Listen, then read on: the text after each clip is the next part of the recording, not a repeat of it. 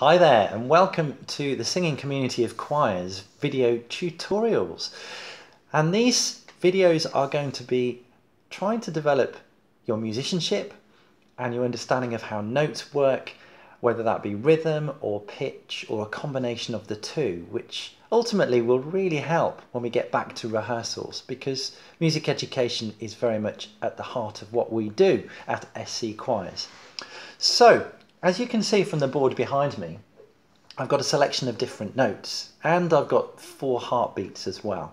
And actually those 4 heartbeats are really important, because if you can just sense where the pulse is happening, then the pulse will help place where the notes should be.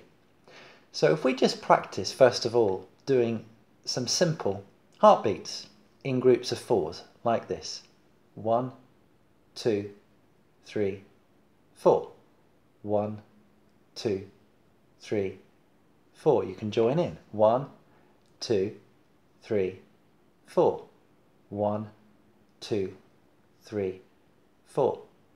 Whenever we use our hand here, signifying the pulse, it's really important we keep it very steady and that anything else that's happening around us fits within that pulse and that doesn't change.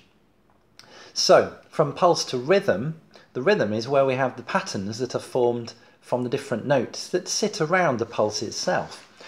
Now, as you can see on the table here at the top, we've got 4 types of notes. We've got our whole notes, our half notes, our quarter notes, and our eighth notes.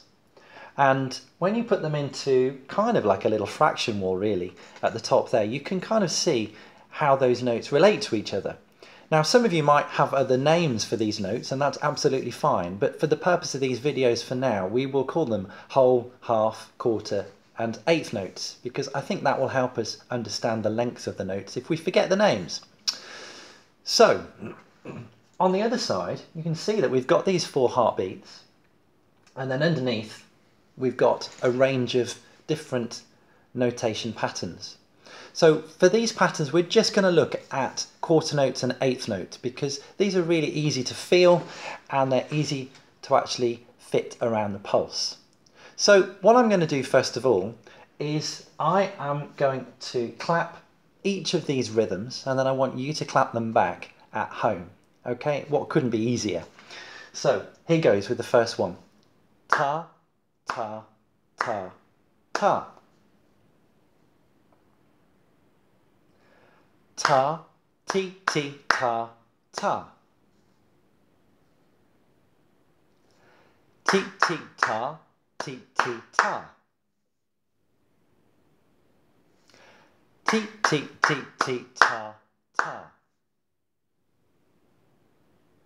Did you manage to join in? Let's try it again.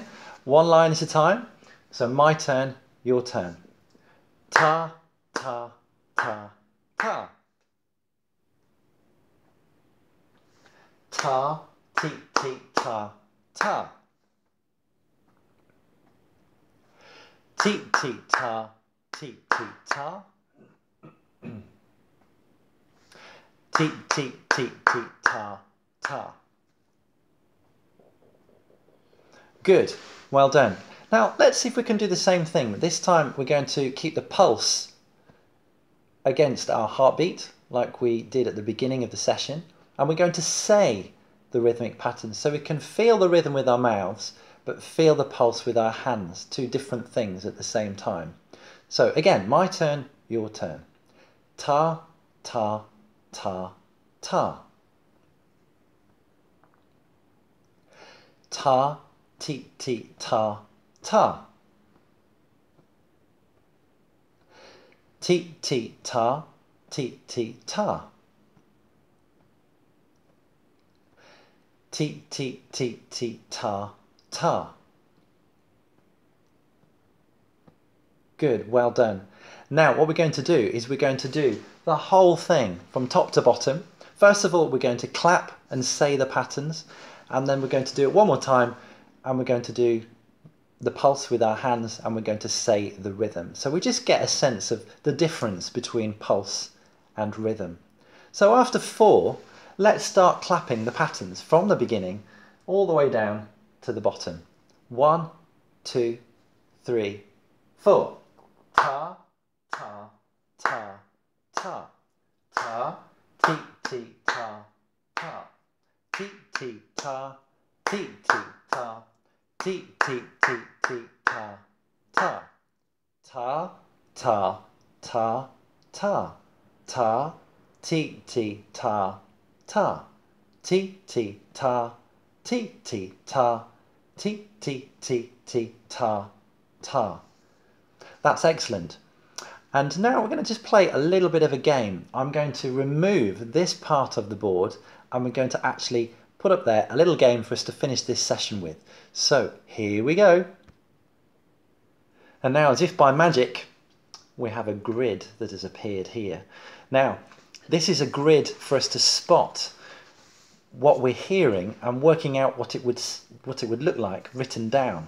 So I'm going to ask you, if you can, in the air, so just get your pointy finger, and I'm going to get you to point to each of the squares in time with me, like this.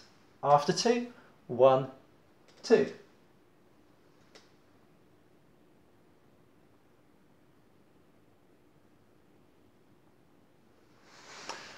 And this time I want you to do the same thing, but I'm going to clap some tars, some quarter notes like that, but I'm going to pop in a TT in one of the boxes, but I'm not going to tell you which one it is. So we're going to see if we can work out what that rhythm would look like from what you've heard.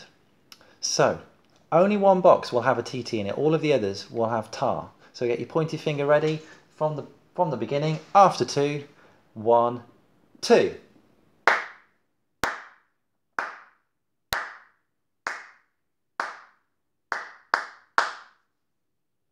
Did you spot it? If you got it right, then you should have found out that this was the box with the TT in it, and all of the other boxes were just straight tars. Should we try another one? Let's try one with 2 this time. So this time, 2 of these boxes will have TTs in them, and so we're spotting where these 8th notes are going to appear. So remember, they sound quicker than the quarter notes. Here we go. 1, 2.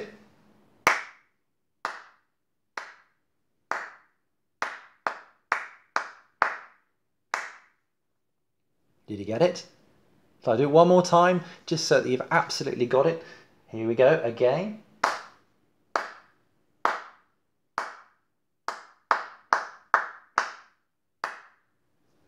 Well, if you were following and listening really carefully, you might well have got the right answer, and it should have been there and there.